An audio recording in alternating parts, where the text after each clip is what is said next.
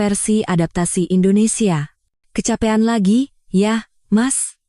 Tanya Maya penuh simpati ketika Budi menolak makan malam bersamanya dan putra mereka, dengan alasan akan makan nanti. Iya. Pekerjaan ini benar-benar menguras tenaga, jawabnya singkat. Kalau begitu, jangan makan sebelum tidur. Tidak baik. Kalau begitu aku tidak akan makan sama sekali, jawabnya kesal, padahal perutnya keroncongan. Maya pasti sudah memasak sesuatu yang lezat, seperti biasa. Ah, sudahlah, siapkan saja. Aku makan. Nah, begitu dong. Ayo, ganti baju, cuci muka, lalu kita ke meja makan, sahut Maya gembira dan bergegas ke dapur. Dia tidak mengerti apa-apa, pikir Budi dongkol. Tertawa, cekikikan, bersimpati, tapi tidak merasakan bahwa melihatnya saja sudah membuat nafsu makanku hilang. Aku tidak mau duduk semeja dengannya. Tidak mau melihat cara dia mengunyah, mendengar celotehnya tentang makanan, harga-harga di pasar, atau apa yang akan dimasak besok. Dia membuatku jengkel. Budi bahkan merasa jengkel pada perasaannya sendiri terhadap istrinya. Bagaimanapun, ini adalah Maya, Mayaku, wanita yang dulu ia cintai, yang ia perjuangkan mati-matian, dan yang nyaris membuatnya menangis saat melihatnya berjalan dan mengobrol dengan pria lain. Tapi sekarang, ia tidak tahan melihatnya. Ia tidak mengerti. Benar, mereka sudah 10 tahun menikah, punya seorang putra. Lalu kenapa? Sepertinya, Maya masih mencintainya seperti dulu, sedangkan dia, andai saja ada alasan jelas untuk berhenti mencintainya. Padahal, pria manapun akan mengimpikan istri seperti Maya, ibu yang sempurna untuk anaknya. Maya tidak menua selama 10 tahun ini, tidak banyak berubah. Ya, badannya sedikit lebih berisi, tapi itu justru membuatnya lebih feminin. Pasti banyak pria di jalan yang meliriknya. Lalu kenapa dia, suaminya, justru tidak mau menatapnya? Dalam kejengkelan, setiap sifat baik tampak seperti kekurangan, dan kelebihan dianggap sebagai hal yang biasa atau bahkan sebagai kelemahan juga. Meski begitu, Budi tidak pernah berpikir untuk bercerai. Karena apapun yang ia anggap sebagai kekurangan Maya, istrinya itu adalah istri yang ideal.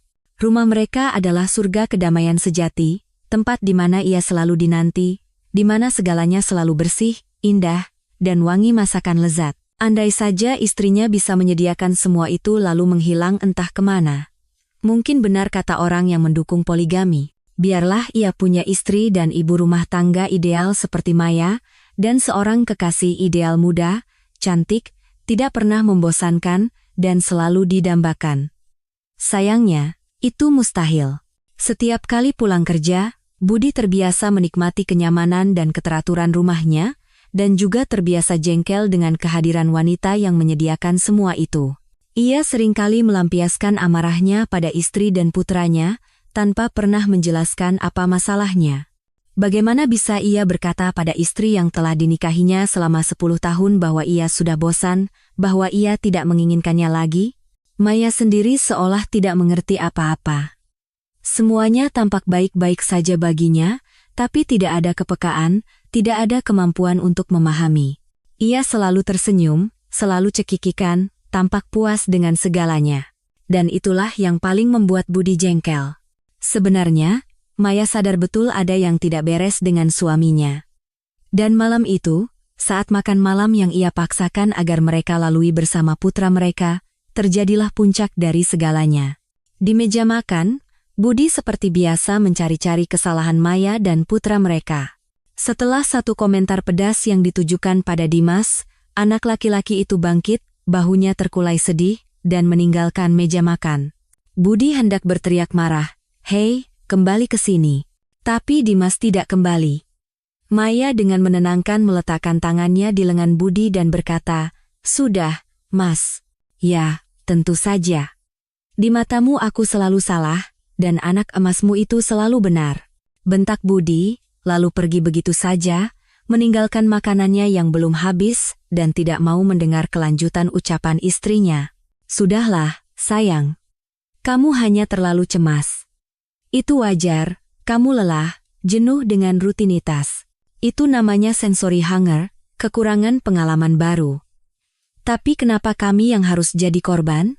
Oh, jadi kalian menderita karenaku? Aku membuat kalian sengsara. Memangnya aku pulang mabuk, mengamuk, menjual barang-barang dari rumah? Kini Budi yang siap bangkit dari meja dan pergi ke kamarnya, menjauh dari istrinya. Masalahnya, ia bahkan tidak punya kamar sendiri, apartemen mereka hanya punya 2 kamar. Jangan mengada-ada, pinta Maya. Dengarkan aku dulu, aku punya solusi yang sangat bagus. Kamu tidak hanya menyiksa kami, tapi pertama-tama kamu menyiksa dirimu sendiri. Kami hanya menjadi pelampiasan suasana hatimu yang buruk. Begini, jangan tunggu libur lebaran. Ambil cuti sekarang. Pesan paket liburan ke villa di puncak atau tempat peristirahatan lainnya, dan istirahatlah di sana dengan tenang. Kamu pikir semudah itu? Ambil cuti lalu pergi begitu saja? Tanya Budi, sedikit tenang karena usul itu memang masuk akal. Memangnya sulit? Di waktu seperti ini, apa banyak yang mau ambil cuti? Aku yakin tidak. Setidaknya kamu bisa mencoba.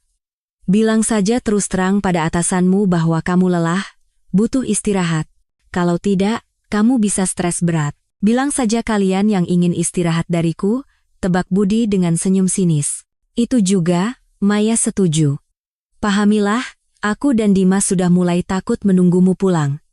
Kata-katamu kadang lebih menyakitkan daripada pukulan. Makanya, pergilah berlibur. Rindukan kami. Dan lihat saja, semuanya akan berubah. Maya menghela napas penuh harap. Tiba-tiba Budi merasa kasihan pada istrinya. Ia berpikir, mungkin benar kata orang bahwa suami istri perlu beristirahat sejenak satu sama lain. Bahkan, perselingkuhan terkadang bisa menyegarkan kembali perasaan. Siapa tahu pengalaman baru apa yang menantinya di tempat baru nanti. Sambil berterima kasih pada istrinya atas makan malam sesuatu yang sudah lama sekali tidak ia lakukan, Budi masuk ke kamar untuk memikirkan usul itu. Ia begitu larut dalam lamunannya, sehingga ketika Maya masuk ke kamar setelah berbicara dengan putra mereka di dapur, ia mendapati suaminya berbaring di tempat tidur dalam keadaan setengah tertidur, dengan senyum penuh impian di wajahnya. Keesokan harinya, Budi mengajukan permohonan cuti kepada atasannya. Ia yakin akan diizinkan. Ini memang bukan musim liburan. Atasannya mengernyit, menggerutu sebentar lebih karena formalitas lalu menyetujuinya, dengan syarat jatah cuti musim panasnya hangus. Budi memilih sebuah resor tak jauh dari Jakarta. Harganya tidak terlalu mahal. Apa boleh buat, tidak semua orang bisa berlibur ke Bali. Budi suka dengan resor itu. Ia sengaja mengambil kamar single lebih mahal, tapi lebih tenang. Tidak ada yang akan mendengkur di malam hari, atau mengganggunya dengan obrolan di siang hari. Bisa saja ia sekamar dengan penggemar bola, catur, atau penjudi yang akan terus mengajaknya bergabung, atau malah mengadakan pertemuan di kamar mereka. Liburan ya liburan, istirahat ya istirahat, dan ia berniat menikmati keduanya. Pertama-tama, ia mencari tahu fasilitas apa saja yang ditawarkan. Ternyata lengkap, spa, kolam renang, pusat kebugaran, dan ruang relaksasi. Ada juga tur wisata yang diselenggarakan, dan di malam hari ada acara dansa dan disko. Ada juga bar, meski dengan batasan minuman beralkohol, tapi itu tidak terlalu menarik bagi Budi. Namun, ia mengamati para wanita di sana dengan tatapan seorang pria. Tidak ada yang terlalu muda, semuanya kira-kira sebayanya, sekitar 30-an. Pasti banyak dari mereka yang datang ke sini untuk tujuan yang sama, mencari kenalan baru yang menarik. Budi melepas cincin kawinnya dan menyembunyikannya di saku rahasia. Perkenalannya dengan Rina baru terjadi pada hari keempatnya di resor, ketika ia sudah hampir putus asa. Sebelumnya, ia mencoba mengajak bicara seorang wanita di meja makan, lalu wanita lain saat berjalan-jalan, tapi tidak berhasil. Dengan wanita lainnya, obrolan sempat terjalin seru dan menarik, tapi ketika Budi memberanikan diri mengundangnya ke kamar sekadar untuk duduk dan minum teh, wanita itu mendengus sinis. Cincinnya memang sudah Anda sembunyikan, tapi bekasnya di jari masih ada. Mencari teman kencan selama liburan, ya? Benar tebakanku? Ya, benar, jawab Budi jujur. Kalau begitu, kenapa tidak mencari suami sekalian di sini? Tentu saja tidak. Aku hanya ingin berkenalan dengan orang yang baik, bukan dengan pria yang membohongi istrinya. Aku menghormati wanita, bahkan yang tidak kukenal. Percakapan itu berakhir di sana. Sisa malam itu Budi habiskan sendirian di kamarnya, ditemani televisi yang membosankan. Untuk apa aku datang ke sini jika terus begini?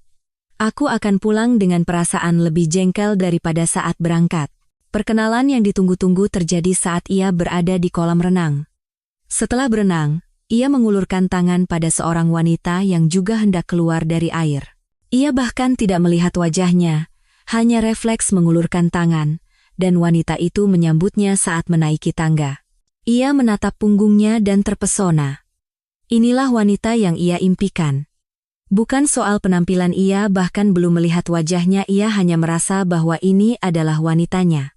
Demi dia, ia rela meninggalkan istri dan putranya, kehidupan yang mapan, dan semua yang ia hargai sebelumnya. Ia tidak boleh kehilangannya. Ketika Budi secara mental membandingkan istrinya dengan wanita ini, ia bergidik.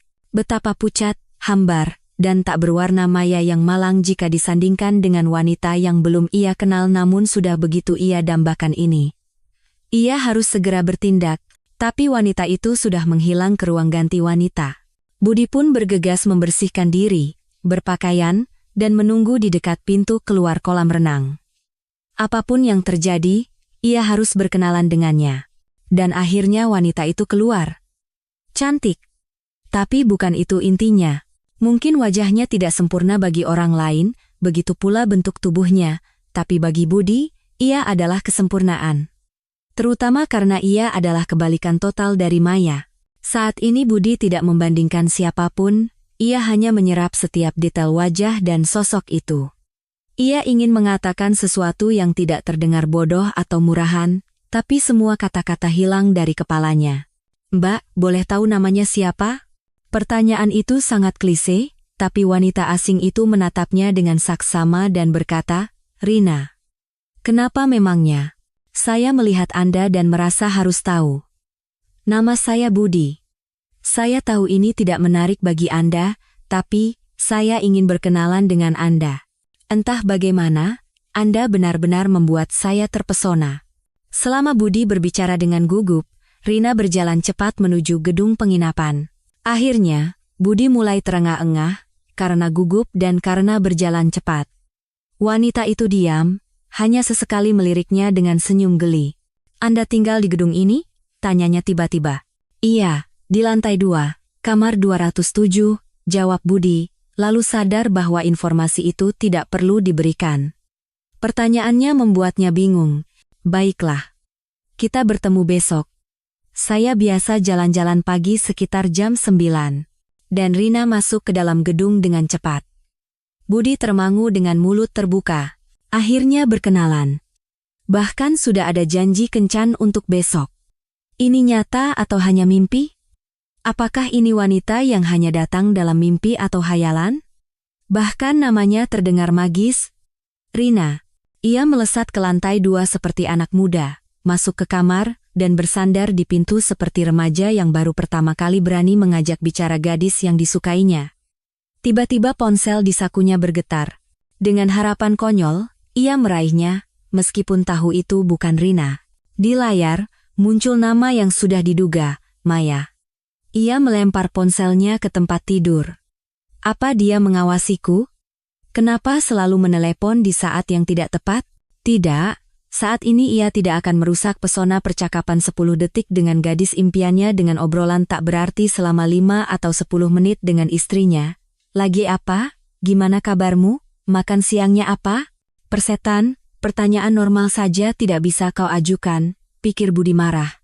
Hampir sepanjang malam ia gelisah, membayangkan wanita yang kini lebih berharga dari siapapun, berharap waktu cepat berlalu. Ia baru terlelap menjelang pagi, memimpikan kencan mereka yang ternyata jauh lebih panas dari yang diperkirakan. Hanya satu hal yang merusak suasana, Maya yang menatap dari suatu tempat dengan wajah berlinang air mata. Istrinya yang masuk ke dalam mimpinya justru memberinya keuntungan. Maya menelepon pukul 8:30, tentu saja dengan pertanyaan-pertanyaan khasnya. "Mas Budi, kenapa kemarin tidak angkat telepon? Aku khawatir." Khawatir apa, sayang? Tanyanya malas, karena baru bangun. Semuanya baik-baik saja.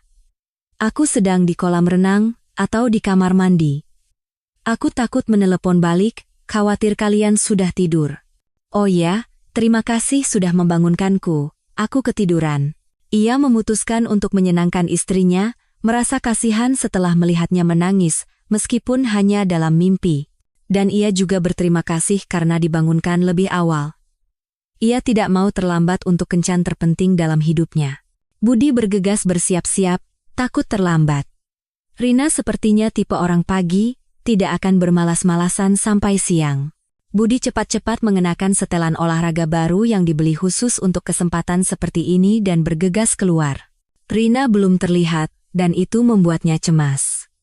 Mungkin belum keluar, atau jangan-jangan sudah pergi? Setiap saraf di tubuhnya bergetar. Tekanan darahnya pasti naik. Apa yang harus dilakukan? Menunggu? Mencari? Bagaimana jika Rina memutuskan untuk menjemputnya? Atau jangan-jangan ia hanya bercanda dan sekarang sedang tidur nyenyak? Mungkin tidak sendirian. Setelah 10 menit yang terasa menyiksa, Rina muncul. Segar, bugar, dan yang membuatnya senang, sendirian. Budi tersenyum lebar menyambutnya, seolah membuat suasana pagi menjadi lebih cerah. Rina juga tersenyum, tapi hanya senyum formal sekilas. Menjawab sapaannya, Rina berkata dengan nada menggoda, "Halo, menunggu cacing? Ya, burung pagi?" "Bukan, aku tidak butuh cacing. Aku menunggumu." Karena Rina sudah menggunakan sapaan akrab, ia memutuskan untuk tidak menunda-nunda lagi. "Bagus. Ayo kita jalan-jalan. Aku suka jalan pagi, dan cuaca mendung seperti ini. Aku suka aroma hutan, meskipun sebenarnya aku anak kota, aku hanya merasa nyaman di kota, walau aku tinggal di pinggiran. Tapi aku sering ke kota untuk urusan pekerjaan, dan hanya di sana aku merasa hidup. Di mana kamu tinggal?" "Aku juga suka jalan-jalan pagi dan sore. Kalau ada teman yang asik." Budi mencoba melanjutkan obrolan, dan nyaris mengerang lega saat tahu Rina tinggal di pinggiran kota, tidak terlalu jauh darinya. "Wah, bagus sekali. Ayo kita bertemu setelah pulang dari sini. Aku akan tunjukkan rute favoritku di kota, dan kamu tunjukkan rute favoritmu di pinggiran. Aku gadis yang tidak konsisten, tapi untuk saat ini aku menyukaimu. Yang tidak kusuka adalah kepolosan dan ketulusanmu.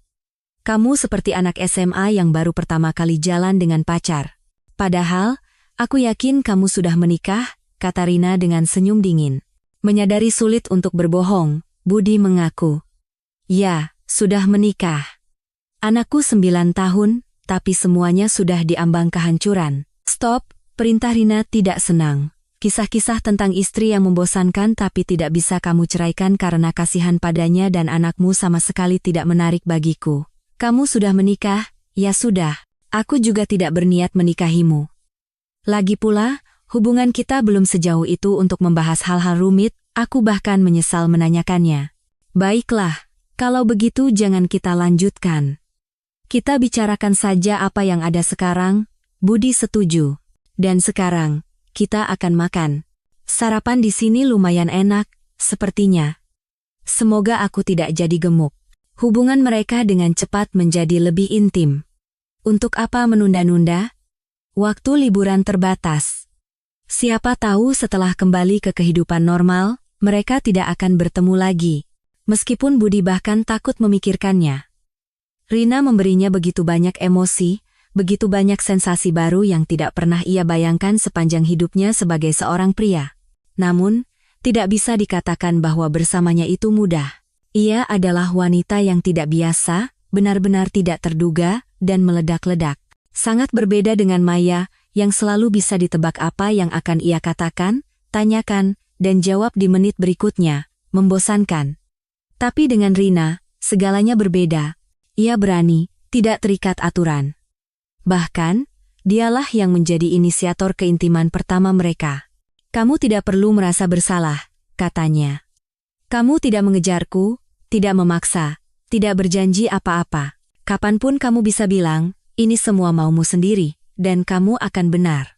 Budi tidak berniat membela diri atau khawatir tentang apapun. Sepertinya Budi mencintai Rina. Ya, untuk pertama kalinya dalam hidup, ia benar-benar jatuh cinta. Bulan itu di resor ia anggap sebagai waktu terbaik dalam hidupnya, tapi waktu bahagia itu berlalu begitu cepat. Saatnya kembali ke kota, ke keluarga, ke pekerjaan, ke semua hal yang tampak begitu sepele dan tidak berarti dibandingkan dengan apa yang kini mengisi hidupnya. Baik Budi maupun kekasihnya tidak berniat mengakhiri hubungan ini. Ia pulang ke rumah selama beberapa hari. Istri dan putranya sangat senang dengan kepulangannya. Awalnya Budi berpikir ini akan menjadi siksaan, tapi begitu ia kembali ke dunia yang damai dan stabil, ternyata ia juga merindukannya. Mereka keluargaku, orang-orang terdekatku, sedangkan Rina, dia adalah hidupku. Kesempatan untuk lari dari rutinitas, kesempatan untuk menjadi pria yang bahagia, pikirnya. Budi menjadi lebih sabar di rumah, istrinya tidak lagi membuatnya jengkel, dan putranya membuatnya senang. Hanya saja, waktu untuk mereka semakin sedikit. Tak lama, Rina juga kembali dari resor, dan dimulailah kehidupan ganda. Awalnya memang sulit, tapi lama-kelamaan ia terbiasa, bahkan menemukan kesenangan dalam kehidupan yang penuh intrik dan ketegangan ini. Ia tidak berniat mengubah apapun. Awalnya Budi takut Maya akan mengetahui sesuatu, tapi kemudian ia menjadi tenang. Kalaupun tahu, memangnya kenapa? Maya pasti tidak akan pernah berani meminta cerai. Ia hanya akan menangis diam-diam, bahkan mungkin tidak akan berani membuat keributan. Istri yang baik, penurut, dan nyaman. Dosa besar jika meninggalkan istri seperti itu. Dan Rina juga tepat dan nyaman sebagai seorang kekasih. Tidak minta dinikahi, tidak memprovokasi, tidak mencoba mengumbar hubungan mereka. Ia dibutuhkan agar darah Budi tidak membeku, agar ia tetap muda, aktif, dan menjadi pria sejati. Selama 10 tahun pernikahannya, ia tidak pernah selingkuh, meskipun keinginan itu ada. Namun, setelah sekitar setengah tahun, Rina mulai membuatnya jengkel. Suasana hatinya yang berubah-ubah, tingkahnya yang manja, ketidakterdugaannya. Berapa lama ia bisa menoleransinya? Kadang ia merengek-rengek manja, tak bisa lepas darinya. Tiba-tiba ia mengusirnya. Aku bosan, aku lagi tidak mood. Pergi sana ke istrimu. Tentu saja ia akan pergi, apa masalahnya? Maya tidak akan pernah bersikap seperti itu. Tapi Budi juga tidak ingin sepenuhnya meninggalkan Rina, sama seperti ia tidak ingin meninggalkan Maya. Sulit hidup tanpa kekasih, apalagi jika sudah terbiasa. Maka, muncullah wanita-wanita lain, tapi hanya untuk waktu singkat. Ia sepertinya sudah belajar cara memulai hubungan, tapi belum bisa memilih wanita yang sesuai seleranya. Yang satu, sejak pertemuan pertama sudah gencar mengisyaratkan pernikahan, yang lain menuntut dibelikan ini itu. Ada lagi yang menuntut diajak ke konser dan pertunjukan teater. Memangnya untuk itu punya kekasih? Ternyata, perselingkuhan semacam ini tidak hanya memperkuat pernikahan, tapi juga hubungan secara keseluruhan. Rina, tidak seperti Maya, langsung sadar bahwa Budi punya wanita lain. Ia menjadi lebih perhatian, meskipun sifat aslinya tetap tidak bisa disembunyikan. Tapi setidaknya ia sadar bahwa ia bukan satu-satunya pilihan dalam hidup Budi, dan itu menyakitinya. Apa boleh buat, beginilah hidup. Saat mereka memulai hubungan, Rina tahu bahwa Budi adalah tipe pria yang sanggup mengkhianati istri yang telah dinikahinya selama 10 tahun dan ibu dari anaknya. Apalagi mengkhianati dirinya, Rina, itu sudah pasti. Dan Maya pun mulai curiga. Sulit untuk tidak curiga ketika gaji suami yang dibawa pulang semakin berkurang dari bulan ke bulan. Apa kata atasanmu soal ini? Tanyanya cemas. Apa yang bisa dikatakan atasan? Siapa yang tahu bahwa Rina sesekali perlu dibelikan cincin, ditambah uang untuk membeli mantel, dan rasanya tidak sopan datang ke rumah kekasih tanpa membawa buket bunga. Gajiku? Mereka cuma bilang, kalau tidak suka, silakan mengundurkan diri, kami tidak menahan siapapun. Tidak ada orang yang tak tergantikan, jadi, pikirkan saja sendiri. Menjelang hari yang Budi sebut sebagai titik balik, Rina sudah sangat menyebalkan dengan segala tuntutannya. Budi mampir ke tempatnya sepulang kerja, lalu bersiap-siap pulang. Pulang? Maksudmu apa? Rina cemberut. Bukankah sekarang kamu sedang di rumah? Inilah rumah, tempat di mana kamu merasa nyaman, di mana kamu ditunggu. Di sana apa? Tidak ada yang menyenangkan. Aku akan buatkan kamu sarapan pancake besok. Mau pakai keju atau selai? Tidak, Rina. Dari tempatmu ke kantorku jauh. Aku tidak mau terlambat. Lagi pula, lihat, sepertinya mau hujan. Mungkin akan ada badai. Aku harus pergi. Sayang, menginaplah malam ini. Kamu sudah lama tidak menginap. Aku sangat merindukanmu. Aku menunggumu. Kenapa semuanya untuk dia dan tidak ada untukku? Cukup, kamu sudah bicara berlebihan. Aku hidup untukmu. Kalau semuanya untuk istriku, kamu tidak akan ada dalam hidupku. Mereka berdebat beberapa saat lagi, sampai Rina menangis. Akhirnya, Budi berhasil pamit. Hujan mulai turun di atas kota, tapi Budi yakin ia bisa sampai rumah sebelum hujan deras. Tentu saja, ia bukan gula yang akan meleleh. Saat menyeberang jalan, ia melihat lampu hijau sudah berkedip-kedip. Ia merasa masih sempat menyeberang. Ia tidak menyangka dari tikungan akan muncul sebuah sepeda motor yang melaju kencang, yang pengendaranya juga sepertinya tidak menduga ada pejalan kaki yang nekat menyeberang. Semuanya terjadi begitu cepat sehingga Budi hanya bisa berteriak ketakutan. Ia sadar sudah berada di kamar rumah sakit. Tidak ada yang serius, hanya memar, lecet, dan gegar otak ringan. Beruntung sekali aku, pikir pria itu sambil berbaring di ranjang. Semuanya baik-baik saja. Kejadian ini bisa dianggap sebagai liburan kecil yang tak terduga. Dan para wanitaku akan ketakutan, jadi mereka akan lebih menghargaiku. Sayang sekali dokter bilang ia tidak akan ditahan lama, akan dipulangkan dalam beberapa hari. Tentu saja, memarnya masih sakit, kepalanya sedikit pusing, tapi itu wajar. Dengan cedera seperti ini, berbaring 1 atau 2 minggu lagi pun tidak masalah. Pihak rumah sakit tentu saja menelepon Maya, dan ia datang secepat kilat, seolah tinggal di sebelah rumah sakit. Ia menangis terseduh-seduh seolah Budi sudah berada di peti mati. Jangan khawatir begitu. Semuanya baik-baik saja. Dokter bilang hari Senin aku sudah pulih. Budi mencoba menenangkan Maya. Gegar otak itu serius. Entah apa dampaknya nanti. Tolong jangan bangun dulu, setidaknya istirahat total selama 1 hari. Aku akan bicara dengan perawat agar semua keperluanmu diantarkan. Kamu mau dibawakan apa? Aku akan tanya dokter apa yang boleh. Hari ini aku hanya sempat beli jus apel di jalan. Besok aku bawakan masakan rumah. Masakan rumah apa? Perutku baik-baik saja, gigiku juga. Jadi tidak usah repot-repot bawa macam-macam. Dan jangan panik begitu. Baik-baik, terserah kamu. Ini charger ponselmu, aku bawakan. Pastikan ponselmu selalu aktif. Telepon aku kalau ada apa-apa, kata Maya, sudah sedikit lebih tenang. Oh, terima kasih untuk itu. Aku harus memberitahu semua orang tentang keadaanku. Dan juga, supaya tidak bosan. Setelah istrinya pergi, berjanji akan datang lagi besok sepulang kerja, ia menelepon Rina dan menceritakan apa yang terjadi. Rina juga panik, menangis. Ya ampun. Aku tidak mau melepaskanmu pergi. Firasatku tidak enak. Apa kata dokter? Berapa lama kamu di sini? Apa perlu operasi? Rina mengoceh persis seperti Maya. Tidak perlu apa-apa, seminggu lagi aku sudah fit. Kamu mau kemana malam-malam begini? Kamu tidak akan diizinkan masuk. Besok pagi saja datang, kamu akan lihat aku baik-baik saja. Wah, ini bagus juga, pikirnya. Rina datang pagi, Maya datang sore. Jangan sampai mereka bertemu di sini. Rina datang pagi-pagi dengan tas penuh makanan. Ada bubur ayam, kentang tumbuk, bakso kukus, sayur tumis. Dan ia terus mengoceh tanpa henti. Baru saja Budi selesai dengan Rina dan menyembunyikan bawaannya di laci, Maya muncul. Ada yogurt, kaldu ayam, jus wortel, rebusan jahe. Budi mulai jengkel.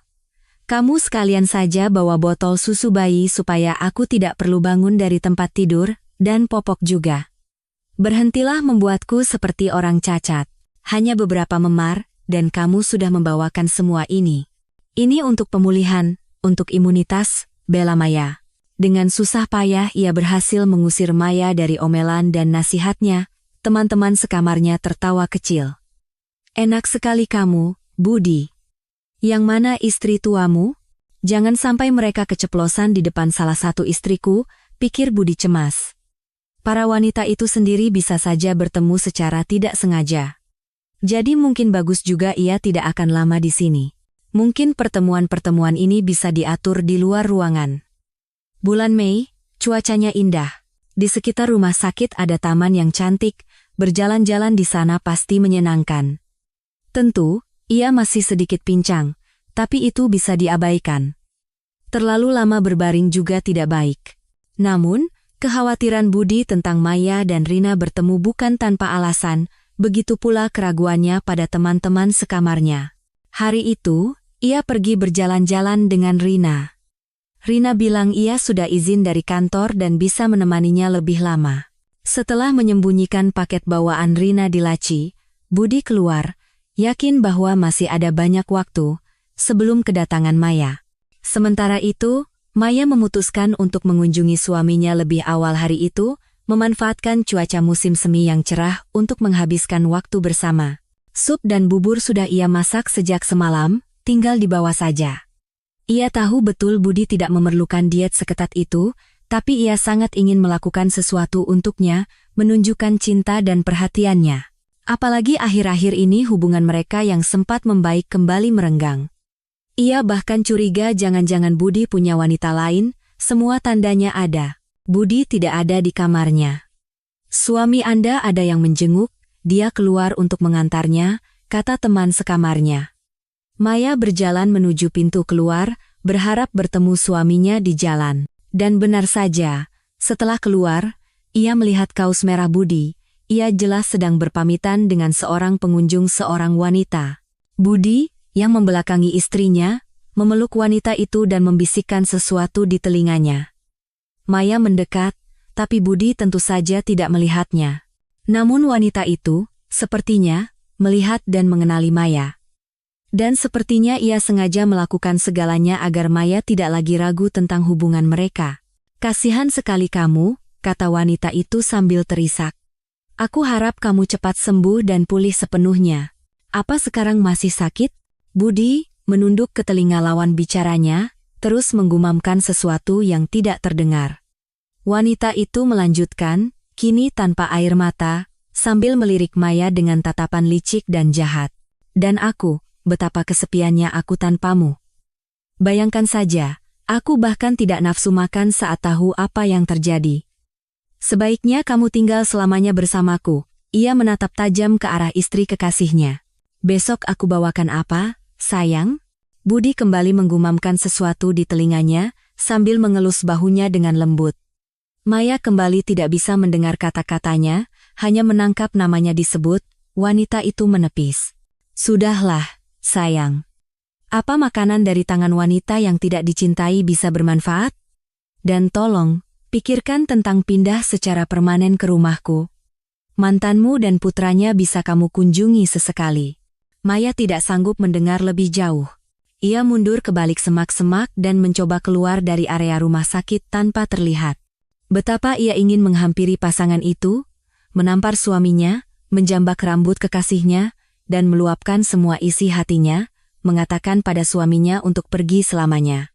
Alih-alih, ia membekap mulutnya dengan tangan, menahan isak tangis, dan bergegas ke hal tebus. Tidak ada gunanya membuat keributan, semuanya sudah tidak bisa diperbaiki lagi. Ia harus tenang dan memikirkan semua yang telah terjadi. Yang jelas, ia tidak bisa membiarkan keadaan seperti ini terus berlanjut. Masalah ini harus diselesaikan. Cukup sudah ia membiarkan suaminya menghinanya seperti ini. Kembali ke kamar, Budi melihat tas istrinya di lacinya. Teman sekamarnya memberitahu bahwa salah satu istrinya datang dan pergi mencarinya di luar. Ia mendengus kesal. Jangan-jangan mereka benar-benar bertemu. Kira-kira apa yang ia lihat? Ah, sudahlah, itu bisa diurus nanti. Mungkin Maya akan datang lagi, atau setidaknya menelepon untuk meminta penjelasan. Kira-kira alasan apa yang harus aku buat? Maya tidak datang dan tidak menelepon. Tak tahan dengan ketidakpastian ini, Budi menelepon istrinya di malam hari, tapi Maya menolak panggilannya. Ini belum pernah terjadi sebelumnya. Pasti dia melihat atau mendengar sesuatu. Lalu sekarang bagaimana? Aku benar-benar terjebak. Seharusnya aku melarang Rina datang atau tidak berjalan-jalan dengannya. Sudahlah, nanti saja diurus. Sebentar lagi ia akan pulang, dan itu berarti akan bertemu dengan istrinya. Sebaiknya Maya menelepon agar ia bisa mengetahui suasana hatinya terlebih dahulu. Anehnya, Rina juga tidak datang setelah itu dan tidak menelepon.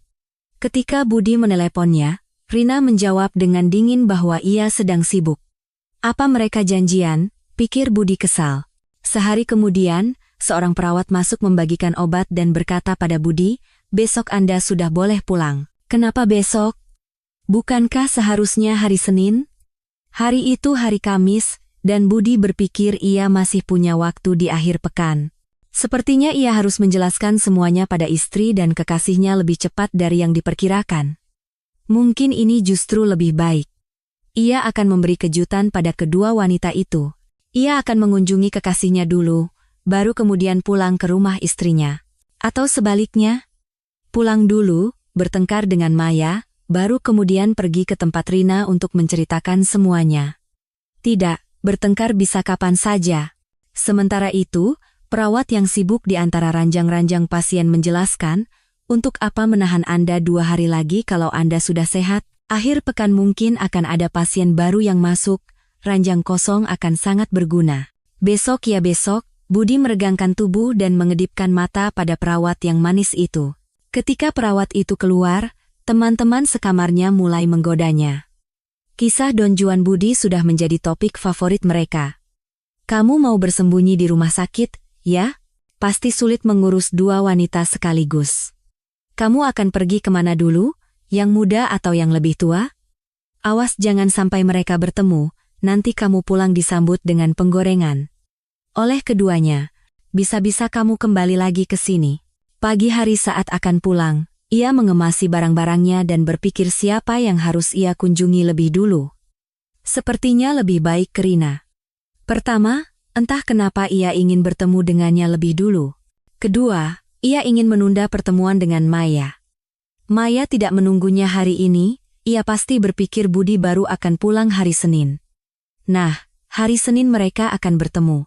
Selama akhir pekan ini, ia bisa menenangkan Rina dan memperbaiki hubungan mereka. Lalu pada hari Senin, dengan semangat baru, ia harus mencari cara untuk menenangkan Maya. Mendekati rumah Rina, Budi yakin Rina ada di rumah. Bukan kebiasaannya bangun pagi dan pergi dari rumah. Membayangkan akan menemukan Rina mungkin masih di tempat tidur yang hangat membuat suasana hatinya semakin ceria. Sekarang ia akan memberinya kejutan yang menyenangkan. Rina sudah lama mempercayakan kunci apartemennya, jadi tidak perlu menelepon. Ia membuka pintu sendiri dan berseru riang, "Rina, sayang, kejutan." Ia menunduk untuk mengambil sandal rumahnya dari rak dan matanya tertumbuk pada sepasang sepatu pria. Dari kamar tidur terdengar suara merdu Rina. "Budi, kenapa kamu datang sepagi ini? Jangan masuk, sudah terlambat." Budi, sudah menduga apa yang terjadi, membuka pintu kamar tidur. Rina, dalam gaun tidur rendah transparan, duduk bersila di atas ranjang ganda mereka yang ditaburi kelopak mawar. Di sebelahnya, seorang pria yang hanya ditutupi selimut, memegang sepiring stroberi. Pria asing itu menatap Budi dengan kesal, seolah-olah siapa yang berani mengganggu idilah mereka. "Siapa ini, Rina? Kenapa dia ada di sini?" tanya pria asing itu pada Rina. "Aku akan urus semuanya." "Sebentar ya, sayang." Rina melompat dari tempat tidur, mendekati Budi, meraih sikunya, dan dengan tegas mendorongnya keluar pintu. "Apa maksudnya ini?" tanya Budi bingung. "Oh, Budi. Seharusnya kamu menghilang dari hidupku setidaknya selama seminggu, maka mataku akan terbuka. Hari-hari pertama aku merindukanmu, tapi kemudian aku sadar, cukup sudah. Untuk apa aku membuang-buang waktu untukmu? Di luar sana banyak sekali pria, dan mereka tidak kalah menarik darimu. Selain itu, mereka bisa memberiku lebih banyak. Jadi, aku harus pergi?" tanya Budi dengan suara lemah, bahkan tidak sanggup marah mendengar kata-kata mantan kekasihnya. "Sekarang sudah jelas, mantan. Kamu bodoh atau apa? Tentu saja pergi. Tinggalkan kuncinya." Sandalmu boleh kamu bawa. Selain itu tidak ada barangmu di sini. Sudah. Sana pergi ke Mayamu.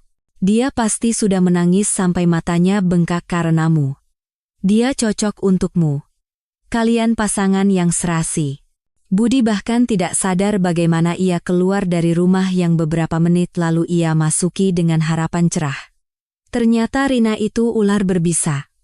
Dan aku, demi dia, tega mengkhianati istri dan anakku. Berapa banyak uang yang sudah kuhabiskan. Cincin sudah kuberikan, bunga juga jarang absen. Dan dia, ternyata sudah menemukan orang yang bisa memberi lebih banyak. Makan stroberi di atas spray kami. Kita lihat saja berapa lama pria itu akan bertahan. Tapi bagaimana aku bisa melihatnya? Itu bukan urusanku lagi. Dalam satu hal dia benar, aku dan Maya adalah pasangan yang serasi dan sangat cocok. Aku akan pulang. Di sana, kejutan seperti ini pasti tidak akan menantiku, setidaknya jika Maya sudah tahu sesuatu. Dan ia pun pulang, memikirkan istrinya yang setia dengan perasaan yang semakin hangat. Begitu hangatnya sehingga saat melewati toko bunga, ia bahkan berhenti. Mungkin ia harus membelikan istrinya buket bunga. Tapi setelah melihat harganya, ia mengurungkan niatnya. Terlalu mahal. Lain kali saya. Istriku, sambutlah kepala keluarga. Serunya saat memasuki apartemen yang begitu akrab, begitu disayangi, dan penuh dengan aroma favorit, sarapan lezat, dan kenyamanan rumah. Maya keluar dari dapur. Kamu diizinkan pulang lebih awal? Suaranya terdengar heran, tapi tidak ada sedikit pun kegembiraan. Padahal biasanya ia selalu menyambutnya dengan antusias, bahkan jika ia hanya pulang kerja. Wah, ada yang baru di sini. Setidaknya tidak ada sepatu pria di rak. Mana nada gembiranya? Tanya Budi dengan nada tersinggung. Suamimu pulang dari rumah sakit, dan kamu tidak terlihat senang. Mana jagoanku? Dimas hari ini ada Olimpiade Fisika, jelas Maya, sambil menatap suaminya dengan aneh. Baguslah, kita punya waktu berdua. Kita rayakan pertemuan kita. Budi memeluk pinggang istrinya, tapi Maya tidak senang, tidak malu, melainkan dengan dingin melepaskan diri. Aku mau kita cerai. Seandainya Maya menyiramkan segelas air dingin ke wajahnya, Budi tidak akan sekaget ini. Setelah kata-kata itu, ia hanya bisa terpaku, dengan tangan masih terulur ke arah istrinya, yang tak sanggup ia turunkan. Apa maksudmu, sayang, cerai? Sederhana saja, seperti orang lain bercerai. Aku ada di rumah sakit saat kamu berpamitan dengan wanita itu, aku mendengar percakapan kalian. Dia mengajakmu tinggal bersamanya, kan? Aku mau bilang, aku tidak keberatan. Aku sudah mengemasi sebagian barang-barangmu. Coba kamu lihat apa lagi yang kamu butuhkan, dan kamu boleh pergi. Untuk apa kamu tinggal dengan wanita yang tidak kamu cintai? Budi tidak langsung pulih dari keterkejutannya, tapi kemudian ia menemukan kekuatan untuk berkata dengan marah, apa-apaan kamu, Maya? Aku tidak pernah menyebutmu tidak kucintai, baik secara lisan maupun dalam hati. Kamu harus tahu, aku selalu mencintai kamu saja.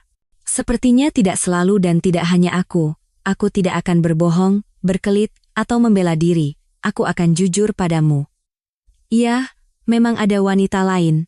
Itu terjadi pada hampir setiap pria. Tapi aku bisa jujur padamu, itu bukan sesuatu yang serius, hanya hubungan sesaat. Aku tidak tahu kenapa dia datang ke rumah sakit. Tapi aku bersumpah, dia tidak akan ada lagi dalam hidup kita, kata Budi dengan tegas, tidak tahu lagi bagaimana cara menenangkan istrinya. Dia tidak akan ada yang lain. Itu aku tahu pasti. Siapa yang sekali berkhianat, akan berkhianat lagi. Terima kasih atas kejujuranmu. Tapi kebenarannya adalah, apa yang terjadi antara kamu dan dia, mungkin juga terjadi dengan yang lain. Aku sudah mengambil keputusan, dan kita akan bercerai. Kamu sudah gila? Apa alasan kita bercerai? Pikirkanlah, kita punya anak.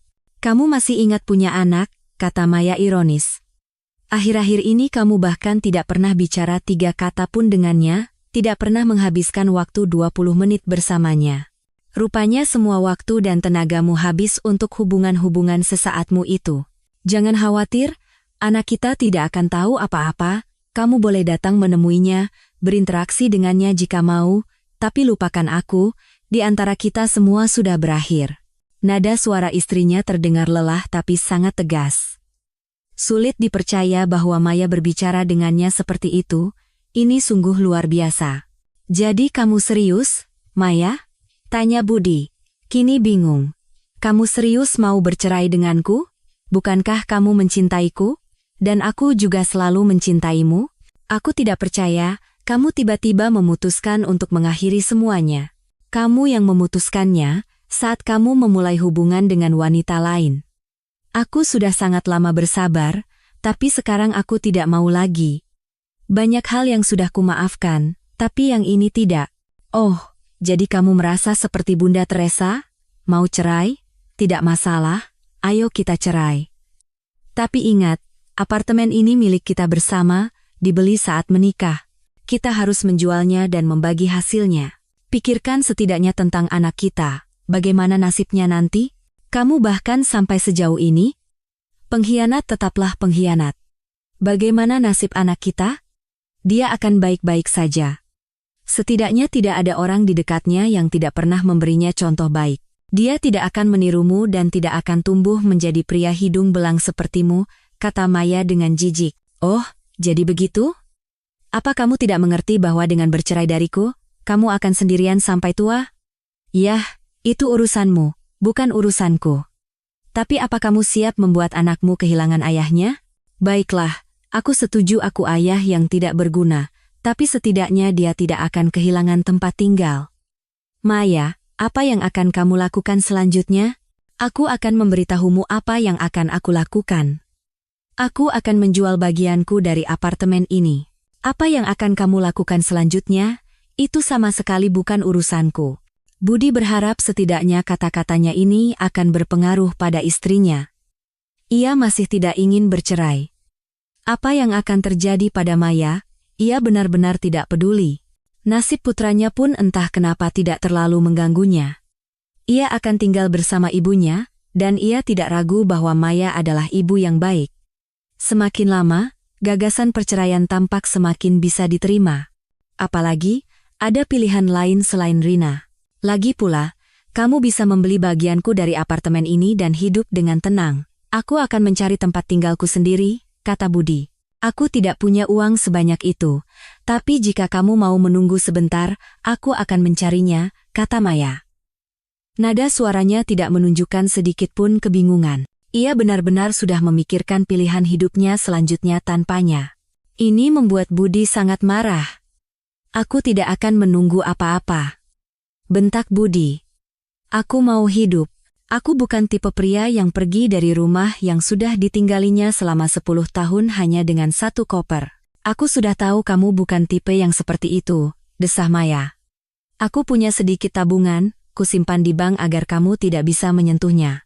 Sekarang aku bisa membeli apartemen setelah bercerai, katanya dengan puas, melihat wajah istrinya yang memucat.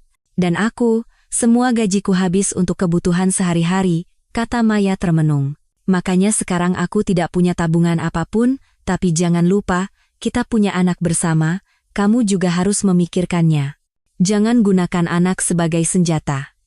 Aku selalu memikirkannya dan akan selalu memikirkannya. Tapi maaf, tidak dengan mengorbankan diriku sendiri. Anak itu adalah anakku selama ia tinggal bersamaku.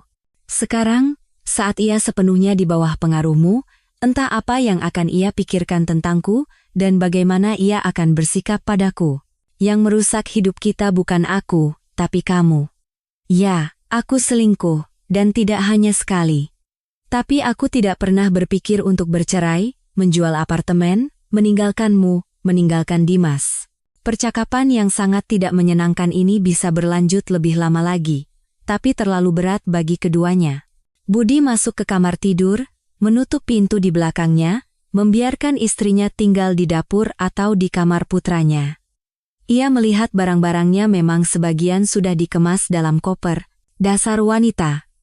Kalau Rina yang melakukan ini, wajar saja. Tapi Maya? Luar biasa. Seberapa serius ini? Dan apa yang harus aku lakukan sekarang? Mungkin ia memang harus memutuskan hubungan dengan keduanya, dan mulai mencari landasan darurat yang baru. Ia mengeluarkan ponselnya, menjatuhkan diri ke tempat tidur, dan mulai mengetik pesan. "Hai, cantik. Apa kabar? Aku sudah keluar dari rumah sakit. Aku masih terus memikirkanmu. Kapan kita bisa bertemu?" Ia membaca ulang pesannya dengan puas, lalu tertidur. Sayangnya, dalam waktu dekat ia harus sibuk bukan dengan urusan kehidupan pribadinya, melainkan dengan urusan perceraian dan pembagian apartemen. Ternyata itu cukup rumit, tidak ada yang mau membeli kamarnya.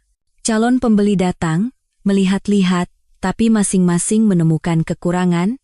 Jauh dari pusat kota, jendela menghadap ke selatan akan panas di musim panas, dan lagi pula ini lantai 8, bagaimana jika lift rusak? Selama waktu itu, Budi dan Maya terus tinggal di satu apartemen, tapi sudah seperti tetangga yang tidak akur. Budi bahkan tidak mencoba memperbaiki hubungan dengan Dimas, atau mungkin ia hanya berpikir bahwa putranya akan tumbuh dan mengerti pada akhirnya. Bagaimanapun, yang lebih bersalah dalam perceraian mereka adalah Maya. Akhirnya, karena frustrasi dan tidak menemukan pembeli untuk bagian Budi, apartemen itu dijual utuh.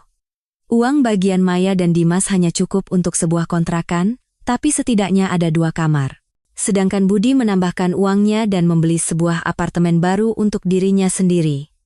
Saat itu, perceraian mereka sudah resmi. Mereka hampir tidak pernah berkomunikasi. 1 tahun berlalu, kehidupan Maya sebagian besar sudah membaik. Ya, ia dan Dimas tinggal di kontrakan, tapi itu bukan kontrakan kumuh dan kotor dengan banyak tetangga, melainkan hanya sebuah rumah petak 3 kamar. Di kamar ketiga tinggal seorang wanita yang lebih tua, juga baru saja bercerai. Hubungan mereka terjalin dengan baik. Putranya belajar, pindah ke sekolah lain di mana prestasinya bahkan lebih baik dari sebelumnya. Maya bekerja. Ia tidak pernah bertemu atau berkomunikasi dengan mantan suaminya.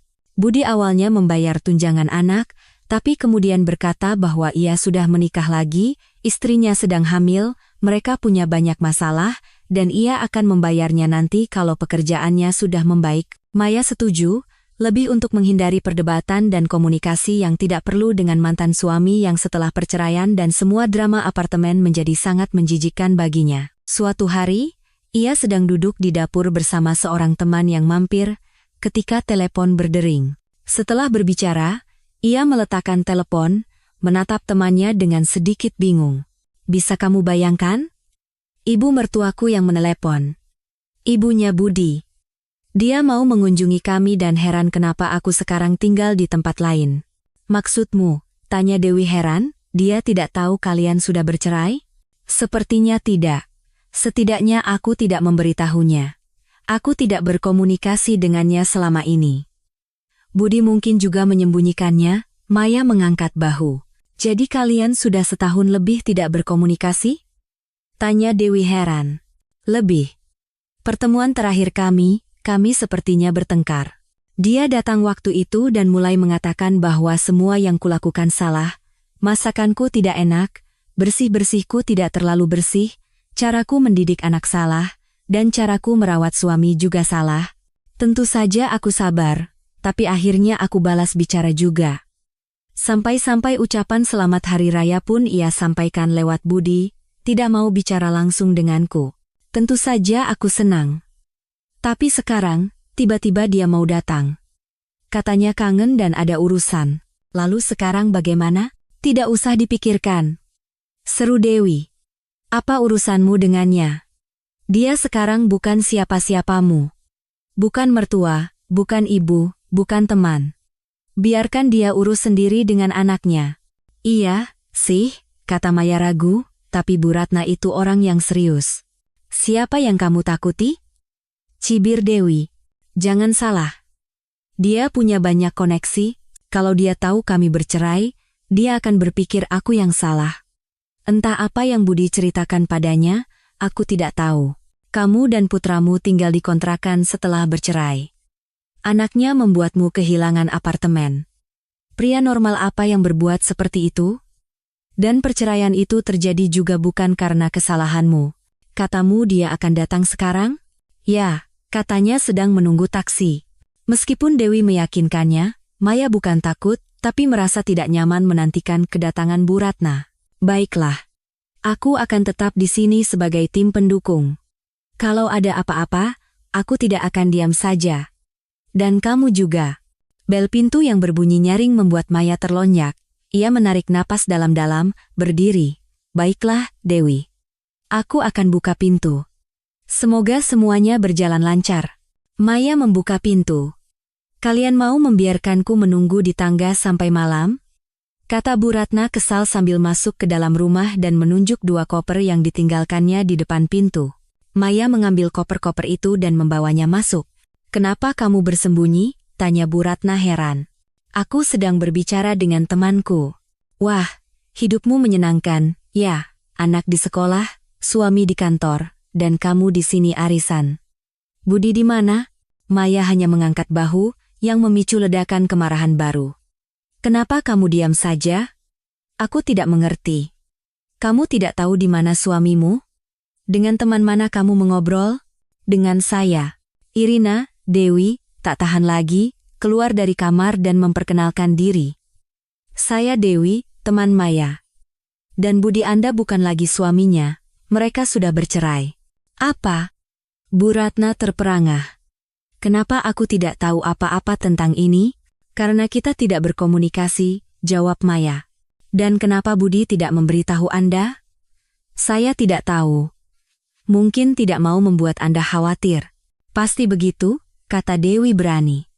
Dia kan sangat sopan dan perhatian. Tidak kasihan pada istrinya, membagi apartemen, mengusir Maya dan putranya ke kontrakan, sementara dia sendiri membeli apartemen baru. Benarkah itu? Tanya Bu Ratna, terkejut. Benar, memang begitu, angguk Maya. Bu Ratna menatap mantan menantunya dengan mata terbelalak. Tentu saja, ia mendapat informasi yang berbeda. Ia cukup sering berkomunikasi dengan putranya selama ini, tapi sama sekali bukan tentang perceraian. Budi sering meneleponnya, mengeluh tentang ketidaknyamanan hidup bertiga di apartemen 2 kamar. Apalagi putranya semakin besar. Ia sangat berharap ibunya, tergerak oleh penderitaan mereka, akan membantu membeli rumah yang lebih nyaman. Makanya, ia sering menggambarkan betapa tidak nyamannya mereka bertiga. Dimas sering harus belajar di dapur, tidak bisa dengan bebas mengundang teman ke rumah, dan karena itu ia sendiri yang sering main ke rumah teman. Budi berharap ibunya bisa membantu dalam masalah ini. Ibunya membenci Maya, tapi menyayangi Dimas, dan pasti tidak akan menolak untuk membuat hidup cucunya lebih nyaman. Begitulah pikirnya, dan ibunya mempercayainya, sudah mencari cara untuk membantu keluarga putranya. Apalagi Budi sesekali memberikan solusi. Kalau saja tanah warisanmu di kampung dijual, kita bisa membeli apartemen 4 kamar. Tidak, Bu. Aku tidak meminta atau memaksa. Aku tahu betapa ibu menyayangi tanah itu, betapa ibu membutuhkannya. Kita masih bisa tinggal seperti ini untuk sementara. Banyak orang yang hidup dalam kondisi yang lebih sempit. Mendengar pidato ini, Bu Ratna semakin bersimpati pada kesulitan putra dan cucunya, dan merasa perlu membantu. Ternyata, semuanya tidak seperti itu. Jadi, dia benar-benar mengusirmu dari apartemen? Bu Ratna tidak bisa mempercayai telinganya. Kami menjualnya dan membagi hasilnya. Aku punya kontrakan, dan dia punya apartemen baru. Dia punya istri baru. Istri baru. Bu Ratna memegangi kepalanya. Setiap berita baru baginya seperti disiram air dingin. Pasti dia bohong lagi, sela Dewi. Pasti wanita itu bukan istrinya, mungkin hanya tinggal bersama seseorang, dan pasti tidak sedang hamil. Dia hanya mencoba membuatmu kasihan, Maya, agar tidak membayar tunjangan anak. Dan dia tidak membayar tunjangan anak? Tanya Bu Ratna. Tidak. Katanya akan dibayar nanti. Sekarang tidak bisa, istri baru, anak, apartemen baru. Dan kamu percaya? Dia akan membayarmu. Mimpi saja. Komentar Dewi. Maya kembali mengangkat bahu. Ia tidak tahu harus percaya apa, dan sejujurnya, ia sudah cukup senang setidaknya Budi tidak ada lagi dalam hidupnya. Dewi mengerti bahwa Maya dan mantan mertuanya perlu berbicara berdua, pamit pulang. Bu Ratna mengajak mantan menantunya duduk di meja dan berkata dengan tegas, "Sekarang, Maya, Ceritakan semuanya padaku. Semuanya. Kenapa bercerai? Bagaimana kalian hidup? Bagaimana bisa dia mengirimu dan putranya ke kontrakan? Maya menuangkan teh ke cangkir dan dengan jujur, tanpa menyembunyikan apapun, menceritakan semua yang terjadi antara ia dan Budi yang menyebabkan perceraian. Ia tidak mencoba membela diri atau menjelek-jelekan Budi, ingat bahwa Budi adalah putra mertuanya. Bu Ratna mendengarkan dengan wajah yang semakin muram. Hening lama. Akhirnya, sang mertua menghela napas. Terima kasih sudah menceritakan semuanya. Aku sudah mengambil keputusan. Kita akan lakukan ini. Budi tidak pernah tahu tentang kunjungan ibunya. Ia hidup dengan tenang. Berharap Bu Ratna pada akhirnya akan memberikan bantuan yang ia harapkan. Sekitar sebulan setelah ibunya mengunjungi Maya, Budi tiba-tiba teringat, sudah lama aku tidak menelepon ibu, tidak mengeluh dan tidak bertanya apa yang sudah ia putuskan. Aku harus lebih gencar mendorongnya untuk mengambil keputusan yang tepat. Setelah menelepon, ia kembali memulai lagu lamanya tentang kesempitan dan penderitaan Dimas. Tahu tidak, Bu, aku sudah berpikir. Mungkin ibu benar, dan sebaiknya tanah warisanmu itu dijual. Lagi pula, ibu tidak terlalu membutuhkannya, lebih banyak merepotkan daripada memberi kesenangan, dan kami bisa punya apartemen 4 kamar, yang akan menyelesaikan semua masalah. Mungkin kamu benar, Nat. Tapi kamu sudah terlambat dengan keputusan itu. Tanah itu sudah tidak ada lagi. Apa maksudnya tidak ada? Terbakar? Apa yang kamu bicarakan? Tidak ada yang terbakar. Aku sudah menjualnya. Uangnya sudah kubelikan, seperti yang kamu minta, sebuah apartemen 4 kamar atas nama Dimas. Apa? Seru Budi kaget. Bagaimana bisa? Kenapa Dimas? Dia kan masih kecil. Apa boleh memberinya hadiah seperti itu? Dan kenapa ibu tidak berdiskusi denganku? Karena kamu lupa memberitahuku bahwa kamu punya apartemen baru, istri baru, dan kehidupan baru. Aku sudah bertemu dengan Maya dan dia menceritakan semuanya. Kamu tidak terlalu banyak berdiskusi denganku, bahkan tidak menceritakan perubahan dalam hidupmu. Kamu menceritakan hal yang sangat berbeda. Makanya aku memutuskan bahwa apartemen itu lebih dibutuhkan oleh cucuku, bukan kamu. Bagaimana bisa, Bu? Gumam Budi. Jadi sekarang Maya dan Dimas punya apartemen 4 kamar, dan aku juga tidak punya apa-apa, kepalaku pusing. Maaf, Bu. Maaf. Mungkin nanti aku telepon lagi. Terima kasih banyak atas hadiah untuk putraku ini, dan untuk semua yang ibu lakukan untukku, aku sangat berterima kasih, Bu. Budi menggumamkan kata-kata itu tanpa sadar.